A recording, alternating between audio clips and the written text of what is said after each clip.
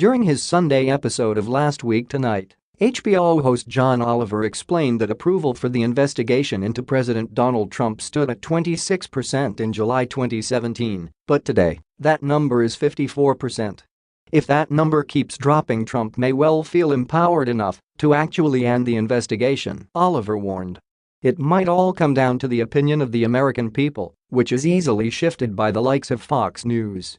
He then revealed 3 horrifying ways in which the Trump team has managed to move the American public into thinking that special counsel Robert Mueller's investigation needs to end. Noting that Trump and his lawyers have managed to do their own dirty work to undermine Mueller, Oliver called out Fox News for using their airwaves to broadcast the sh-test conspiracy theory ever to maintain the innocence of Trump. And if you're thinking, well, I don't watch Fox News. I tune all of that stuff out. It's actually important you know what has been happening on it, for reasons that, and I cannot believe I'm saying this, Rudy Giuliani explains best, Oliver said. When he was asked why he keeps going around spreading unsubstantiated nonsense, he offered this explanation. He then played a clip of the Trump lawyer saying that everything will ultimately come down to an impeachment vote, and that the vote to impeach will really come down to the American people's support for their members of Congress.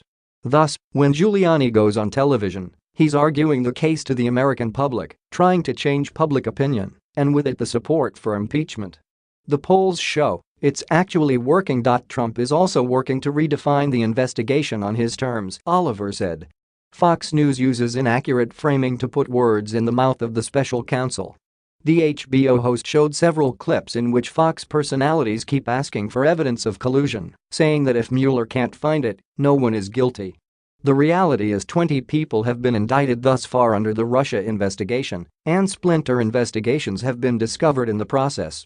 The investigation also isn't actually about collusion, rather it's about whether a person or the campaign conspired with the Russian government to infiltrate the 2016 election.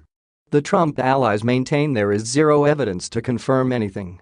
The reality, however, is that no one has any idea what has been found under the secret grand jury. In many cases, Mueller's office has managed to keep things secret for months until public court documents are filed and reported.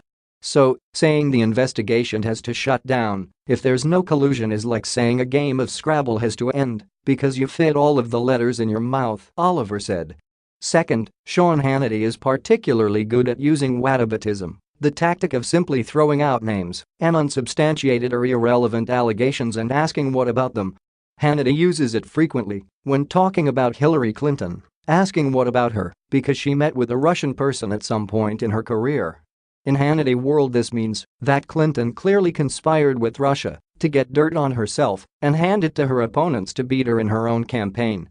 Finally, Oliver explained the campaign for Trump's innocence is building a counter-narrative to delegitimize the investigation by building a conspiracy that the investigation is all part of the deep state. The most recent casualty of the Trump counter-narrative was Trey Gowdy, who took Trump's conspiracy theory on Spygate and explained that the FBI is tasked with investigating possible criminal activity. When they do that, it isn't called spying. Defending the FBI, however, earned Gowdy a ticket straight to the ban list of Fox Business host Lou Dobbs.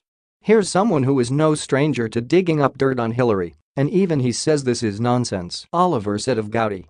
The headline FBI investigates crime is like the headline Domino's delivers pizza or Harley Davidson sells midlife crisis mobile to local dad.